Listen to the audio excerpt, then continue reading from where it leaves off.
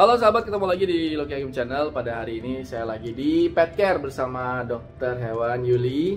Apa kabar, dokter? Baik mas. Iya, ini saya penasaran sama kemarin postingannya dokter Yuli tentang ular yang kena tumor ya? Ya, tumor. Ini sebenarnya kasusnya ini agak-agak jarang, makanya saya tertarik ini untuk posting kasus ini. Nah, ini kan kadang-kadang saya suka lihat ya, teman-teman saya kan punya ular yang rabing, terus mulutnya bengkak, terus nonjol. Apakah mungkin sama sebabnya karena itu atau gimana tuh, kurang lebih seperti apa? Karena kan banyak tuh yang ular yang mulutnya pada monyong terus timbul kayak benjolan dan lain-lain. Ya betul, memang rabing ini adalah kasus klasik yang ditemui di ular-ular, terutama nih ular-ular yang nafsu makannya besar nih mas, atau ular-ular yang agresif. Salah satunya Piton reticulatus. Tapi ini kasus yang saya lagi tanganin sekarang ini agak beda. Jadi selain dia ada luka memang sedikit, malah lukanya itu nggak terlalu kelihatan. Ini yang lebih kelihatan, dia membentuk massa, benjolan daging yang kita dalam dunia kedokteran sebutnya tumor. Jadi selain memang ada lukanya yang disebabkan oleh rabing atau karena apa, tapi ini ada tambahan lagi ya? Ya, benjolan yang bentuknya itu signifikan banget, dan kita lagi menunggu hasil histopatologinya. Yang saya harapkan, ini juga kebetulan yang punya sayang banget sama ular ini, tiap hari saya ditanyain terus, mudah-mudahan bukan tumor ya dok, atau cancer atau apa. Nah ini kita cuma penentunya nih memang hasil biopsi nih, satu-satunya yang bisa menentukan.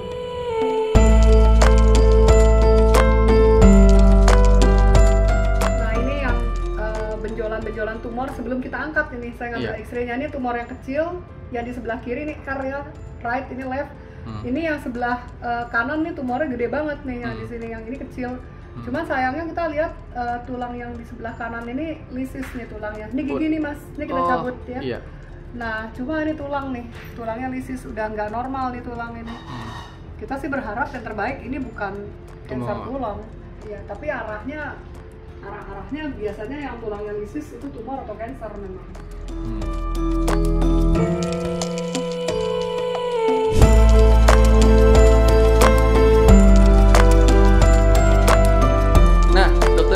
Ini sekarang ada kasus apa yang ini nih?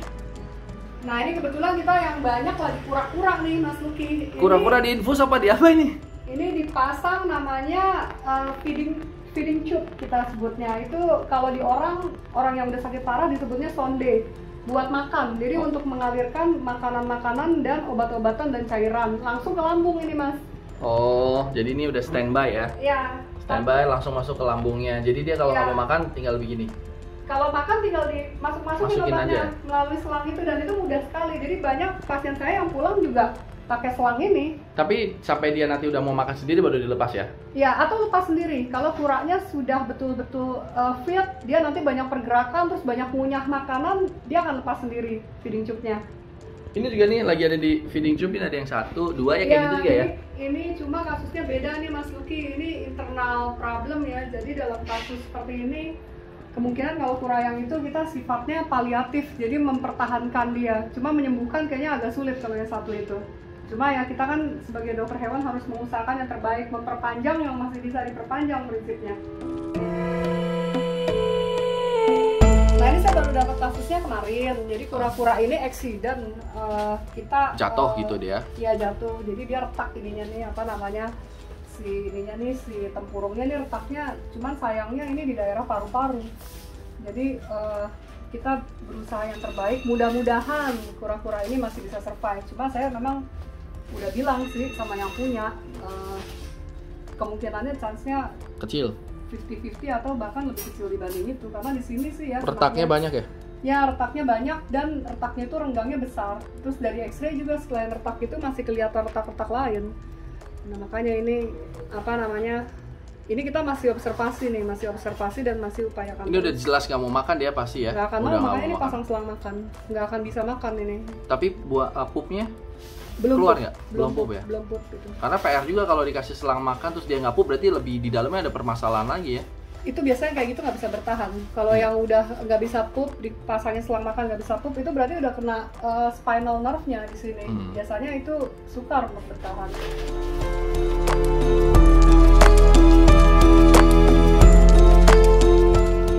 Ini tegu kenapa lagi nih?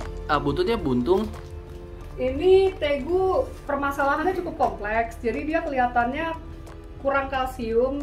Setelah mengalami kurang kalsium, dia jadi nggak bisa buang air besar yang normal ya. Jadi terakhir dia prolaps, usus besarnya, rektumnya prolaps. Kita lakukan amputasi.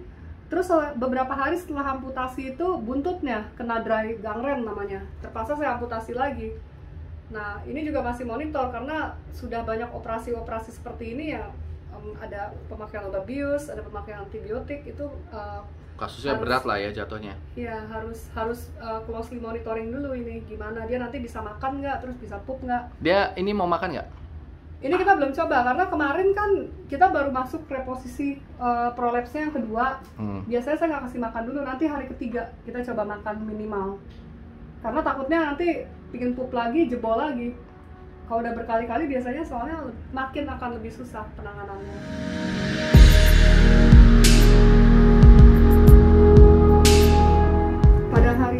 Pada pagi ini kita akan mengerjakan operasi, di mana operasi ini cukup sulit.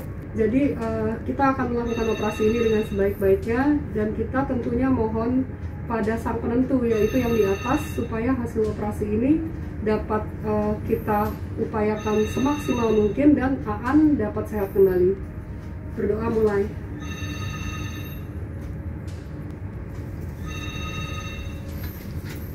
Selesai, kita akan mulai. Semua harap mengerjakan tugasnya masing-masing dengan sebaik mungkin. Kita tunggu dulu sampai ularnya agak tenang, lalu kita mulai proses selanjutnya ya.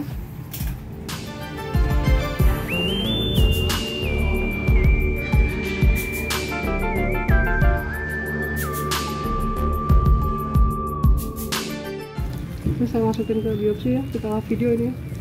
Ini jaringannya mau kita kirim ke sampel biar kita tahu.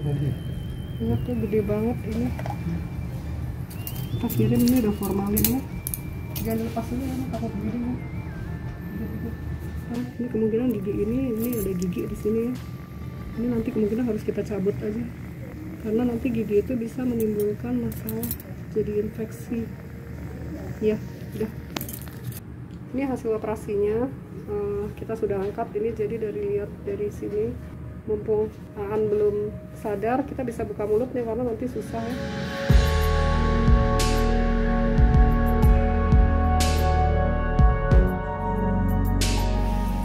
Ini kita nunggu tahu dia benar-benar pulih, biasanya perlu waktu berapa lama? Saya bisa bilang dia pulih kalau habis shading ini dia mau makan gitu, karena retiknya mulai rakus. Kalau masih nggak mau makan juga, nah itu tanda tanya, takutnya masih ada hal lain nih. Kemarin dijahit nggak mulutnya? Dijahit. Ada sekitar jahitannya itu ada sekitar 16-17 jahitan. Nah. Ini udah rapet ya, nggak ada ciri-ciri bengkak ya? Ya bengkak-bengkak minimal ada lah, cuma ya ini termasuk udah rapet dibanding dari sebelumnya ya. Tapi nanti kalaupun ini ternyata kanker tulang dan kita tidak bisa melakukan kemoterapi, kita akan cari jalan-jalan lain ya, supaya tujuannya mempertahankan kualitas si ular anak ini.